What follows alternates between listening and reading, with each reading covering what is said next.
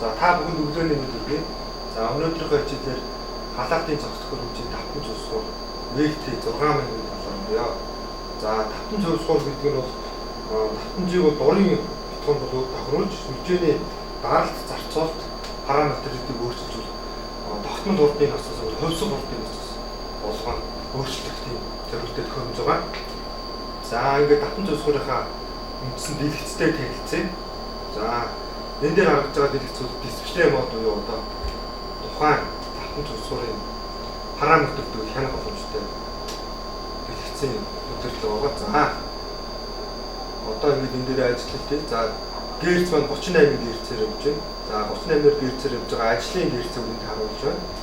За энэ дээр зааж байгаа 45 гэрц гэдэг маань бол одоо гэрцийн хамгийн дээд утгыг бол зааж өгсөн байна. За тухайн 5 зөвсгөрийг бол одоо 45 гэрц ачаалах боломжтой гэсэн өгдлийг харуулж байна. За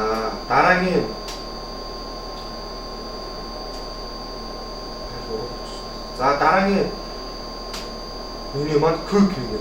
За Quick менюгээр одоо ноцоосны нүүдэл, гэрцийн өсөх буурах хугацаа, за гүйдэл хүчтэй, ноцоосны чадлын параметруудыг оруулж өгдөг юм байна. За change data гэдэг нь одоо үйлдэл өөрчлөлт бол ашигладаг хэмээх байна. За ноцоосыг бол 5 зөвсгөр нь 2 төрлөөр бүдэрдэх тийм боломж өгдөг. За одоо бол гар тохиргоон дээр явж байна. За гар тохиргоог бол хөвчлэн битүү системүүд ашигладаг байгаа. Автостартаар явах тохиолдолд өөр сурвалж юу одоо даралтын датчигаас хамааралтай 2 дугаар контрын даралтын утгыг бол зааж өгснөөр тэр даралтыг бол одоо гэрцийн тохируулгыг автоматар хийж явуулах зорилготой. За энийг үл хөвчлэн хүүтэн усны ноцоос за задгаа системүүд хөвчлэн ашигладаг. За ингээд Quick менюний дотор функцтэй танилцъя. За энэ дотор хэлээд хил солих зэсвэ. За мөн ноцоосны гэрц буурах хугацаа. За энэ буурах хугацаа 30 секунд гэж тохируулсан байна. Бүгдээ 50 болгож үзье. За үүний тулд change data даган. За ноцоосныхоо гэрц буурах хугацааг 50 болгоё. За 50 болгоод баталгаажуулахын тулд OK хотыг байна. За 50 болно гэдэг маань одоо гэрцийн нэг гэрцэд харгалзах утга нь 1 секунд гэсэн үг. Тэгэхээр одоо гэрц маань 1 секундэд 1 гэрцээр буулна гэсэн үг бай. За дараа нь гэрц өсөх хугацаа. За үүнийг мөн 50 болгон өөрчлөе.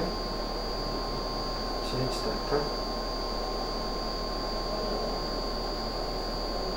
Окей. За энэ утгыг бол хөвчлээ одоо даралтын хэлбэлцүүлэх 2 дугаар контрын даралтыг бол одоо алгуулах нэг зорилгоор бол ашигладаг.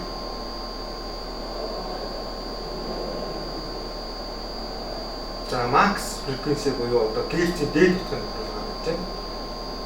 За өнөөдөр 45 гэрцээр тохиолсон. За энэ гэрцийн утгыг бол 45 гэрц тохиолсон гэдэг маань бол одоо тухайн ялцсан бодлого дээр суусан хэрэглэгчдийн ачаалаас хамааруулаад даралтын утга, зарцуулалтын утга нь ямар төвшөнд явах вэ гэдгээс хамааруулаад гэрцийн дээд утгыг сонгож өгдөг. За гэрц өндөр явна гэдэг бол одоо шогон том 2 дугаар контрын шогон хагарах тийм аюултай гэдэг учраас энэ гэрц утгыг ингэж тохируулж өгөх шаардлагатай байдаг юм аа. За гэрцийн доод утга маань харагдаж байна. 15 гэрцээр тохиолсон байна. За 15 гэрц гэдэг маань ноцоосны 15 гэрцээс эхлээд дээш нэмэгдэх хугацаа юм аа. Эхлээд юу 15 гэрцээс асч эхлэх гэсэн үг. За моторын эврэлтийн болдог бол одоо моторын өөрийнх нь энэ дээрээс харж өгсөн. Пассворд дээрээс харж өгсөн байгаа. За моторын ампер харж 71 ампер. За энэ тохиолдолд бол хийх шаардлага ерөнхийдөө бол нэг гардаг. Зөвхөн ноцоосны чадлын параметрыг өгснөөр энэ утгууд маань автоматар одоо тооцоологдож гардаг байгаа. За 37 кВт-ийн ноцоосонд харгалзах утга маань 71 ампер жишээ нь. 37 кВт-ийн ноцоосонд 71 ампер харгалзах утга маань 71 ампер. За энэ 71 ампер-ийн ноцоосыг За 37 кВт мэдээж багасах юм бол энэ гүйдлийн хэмжээ ч гэсэн автоматар тооцоологдож багасна гэсэн үг. За моторын хүчлийг 380 вольтээр ажиллагаар тохируулагдсан байна. За үндсэн зэстэй танилцсан. Үндсэн зэс буюу extend menu. За extend menu дотор юу байх вэ? Куб менюний адил сүлжээний гэрц одоо хүчлийн түвшин моторын чадлыг бол мөн адилтай хөрвүүлнэ.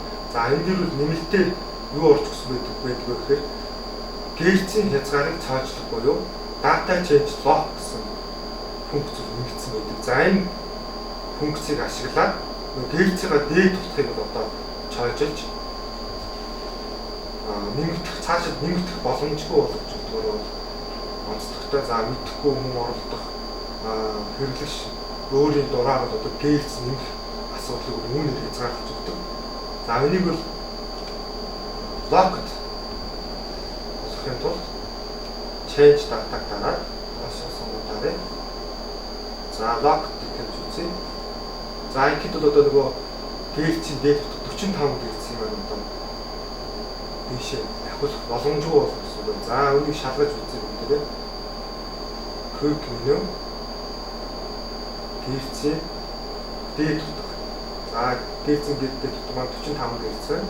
За энэ гэрцийг нэмж үзье. Change data нэмэх боломжгүй data change log буюу цаашлагдсан юм гэсэн хариу өгч байна. За үүнийгээ буцаагаад цаашгүй болгоо. За үүний тулд дахиад extend menu руу орох шаардлагатай. За extend menu руу ороод data change log буюу lock байгаа тавьлыг нөт лог гэж өгдөг хаажуулнаа. За extend menu дотор бол өөр их сурвалжаас буюу одоо автостартер гэдэг бүгдлүүд оруулж өгдөг. За манай ашиглаж байгаа татвар шусгуу ер нь бүгдийн төвдөр програмчлагдсан байдаг. За манай ашиглаж байгаа системийн хувьд бол одоо битүү систем учраас энэ өөр их сурвалж буюу автостартер болох шаардлага тулгддаг юм аа. За татвар зөвсгөрийг бол ашигласнараа эдийн засгийн хувьд бол маш их хэмнэлт үүсч ирдэг. За үүний үрдөлийг харах гэж бодлоо. За 38 гэрцээр бол одоо 37 кВт-ийн процессыг бол одоо ажиллуулж байна. За үүнд харгалзах чадал параметруудыг бол харъя. За 38 гэрцээр ажиллаж байна. За нийт гэрцийн ажиллах боломжтой гэрцийн 85% ачаалал байна. За 38.5 одоогийн авч байгаа төгрөгийн ампер гарч байна. За 37 кВт-ийн процессыг одоогийн байдлаар 38 гэрцээр ажиллуулснараа 15 кВт буюу эрчим хүчийг бол 40 гаруй хэмж ажиллаж байгаа юм дээр харагдаж байна.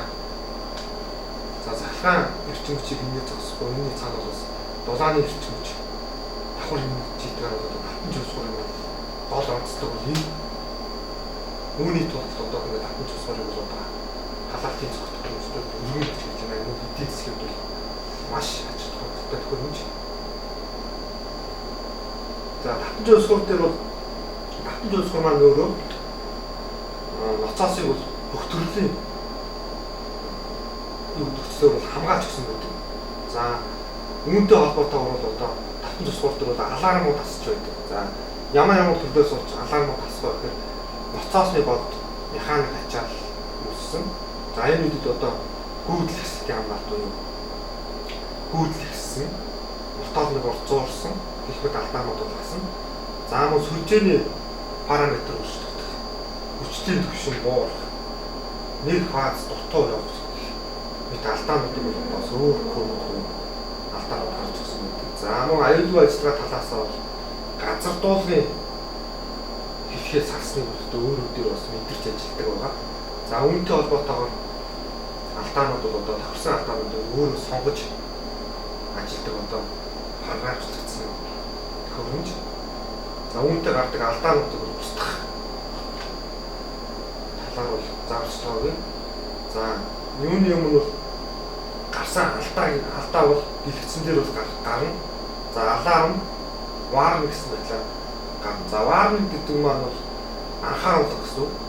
За анхааруулга тохио гэдэг маань бол одоо ажилтуулж олон цаашдаа энэ давтан цусгуул дээр ийм биш үү? Энэ алдаа гарсны улмаас энийг анхаараарай гэсэн анхааруулга байна.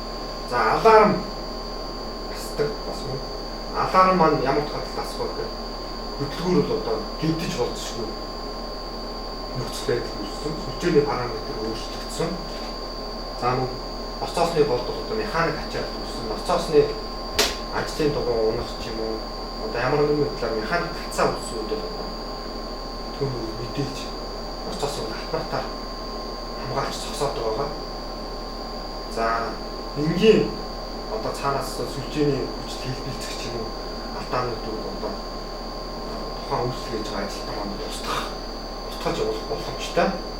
За үүний тулд бол давтан цусгуурын сүлжээний тижээлэг бас салгаад reset command-ыг удаан дарж өгсөн юм бол алдаа устгаж ажиллана. За reset command-ыг дараад устгахгүй байх төрлийн алдаа хэрэг тааралдахгүй одоо мэргэжлийн цахилгаанчин цахилгаан механизмын албаны одоо диспетчерийн дээр гарч байгаа мониторууд мэдэгдэж дуудлага өгөх маань алдаа устгах зүйтэй. За хэрв алдаа устгахгүй байхад үргэлжлүүлэн reset command-ыг дарж ажиллуулах юм бол давтан цусгуур маань нэвтрэлт учрахтай эрсдэлтэй. Тийм учраас одоо алдааг сайтлан ятгалж зөвлөгөө авах юм бол зүйтэй.